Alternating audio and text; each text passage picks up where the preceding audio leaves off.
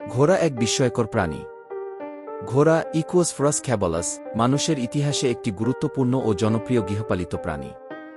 হাজার হাজার বছর ধরে এই প্রাণী মানুষকে পরিবহন, কৃষিকাজ, যুদ্ধ এবং ক্রীড়ার ক্ষেত্রে সহায়তা করে আসছে। ঘোড়ার শারীরিক গঠন, বুদ্ধিমত্তা, শক্তি ও গতিশীলতা একে অন্যান্য প্রাণীদের চেয়ে আলাদা করে তুলেছে। ঘোড়ার উৎপত্তি ও বিবর্তন। ঘোড়ার পূর্বপুরুষ প্রায় ৫০ মিলিয়ন বছর আগে ইওহেপ্থাস নামক একটি ছোট কুকুরের আকৃতির প্রাণী থেকে বিবর্তিত হয়।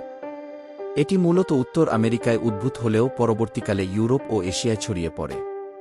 প্রাচীনকালে ঘোড়া ছিল বুনো এবং দলবদ্ধভাবে বসবাস করত। মানুষের দ্বারা গৃহপালিতকরণ শুরু হয় প্রায় ৫৫০০ বছর আগে মধ্য এশিয়ার স্টেপ অঞ্চলে। সেখান থেকে ঘোড়ার ব্যবহার ছড়িয়ে পড়ে সারা বিশ্বে। ঘোড়ার শারীরিক গঠন। একটি প্রাপ্তবয়স্ক ঘোড়া সাধারণত ১.৪ থেকে ১.৮ মিটার ৫ থেকে ৬ ফুট উচ্চতা বিশিষ্ট হয় এবং ওজন হয় ৪০০ থেকে ১০০০ কেজি পর্যন্ত। ঘোড়ার পা দীর্ঘ ও শক্তিশালী, যা দৌড়ানোর জন্য বিশেষভাবে উপযোগী। এর চোখ দুটি পাশে অবস্থিত, ফলে এটি প্রায় ৩৫০ ডিগ্রি পর্যন্ত দেখতে পায়। ঘোড়ার কান এবং নাক খুব সংবেদনশীল, যা তাকে আশপাশের পরিবেশ সম্পর্কে দ্রুত অবগত করে। ঘোড়ার প্রজাতি ও ব্যবহার। বিশ্বে ঘোড়ার প্রায় ৩০০টির বেশি প্রজাতি রয়েছে। এদের মধ্যে কিছু প্রজাতি দৌড়বিদ্যা, কিছু কৃষিকাজ, আবার কিছু সৌন্দর্য ও শোভাযাত্রার জন্য ব্যবহৃত হয়। সাধারণত ঘোড়াকে ৩টি প্রধান শ্রেণীতে ভাগ করা হয়।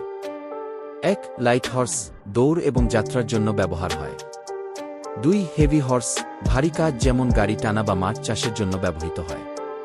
৩. পনি, আকারে ছোট এবং সাধারণত শিশুদের জন্য প্রশিক্ষণ বা বিনোদনের উদ্দেশ্যে ব্যবহৃত হয়। ঘোড়ার আচরণ ও বুদ্ধিমত্তা। ঘোড়া অত্যন্ত সামাজিক প্রাণী।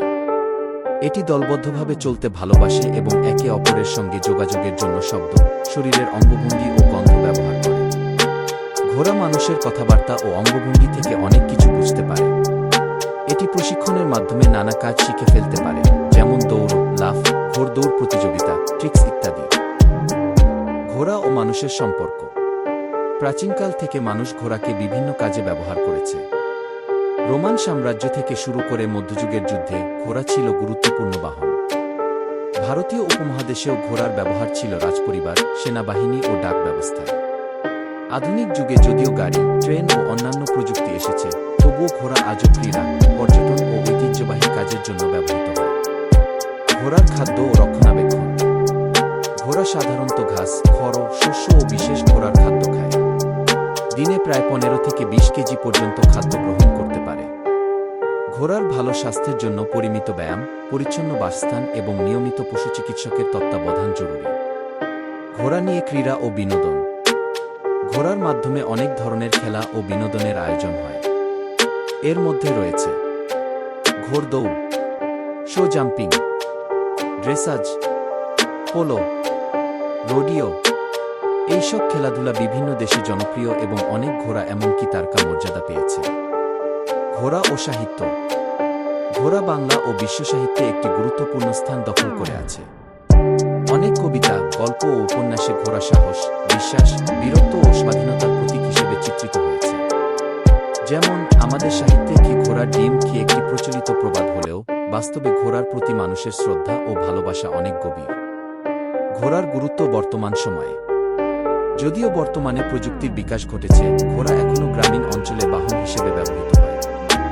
অনেক জায়গায় ঘোড়ার গাড়ি এখনও জনপ্রিয়। পর্যটন কেন্দ্রগুলোতে ঘোড়ার মাধ্যমে ঘুরে দেখা একটি আকর্ষণীয় বিষয়। পাশাপাশি থেরাপি এবং মানসিক প্রশান্তির জন্য অনেক জায়গায় ঘোড়া ব্যবহৃত হয়, যাকে বলে ইকুইন থেরাপি। ঘোড়া শুধু একটি প্রাণী নয়, এটি মানব সভ্যতার একটি অমূল্য অংশ। এর সাহায্যে সভ্যতা এগিয়েছে, সংস্কৃতি সমৃদ্ধ হয়েছে এবং খেলাধুলার জগৎ পেয়েছে নতুন মাত্রা। আজও ঘোড়া তার ঐতিহাসিক গুরুত্ব, সৌন্দর্য ও শক্তিমত্তা দিয়ে মানুষের হৃদয়ে জায়গা করে নিয়েছে। ভবিষ্যতেও এই সম্পর্ক আরও দৃঢ় হবে বলে আশা করা যায়।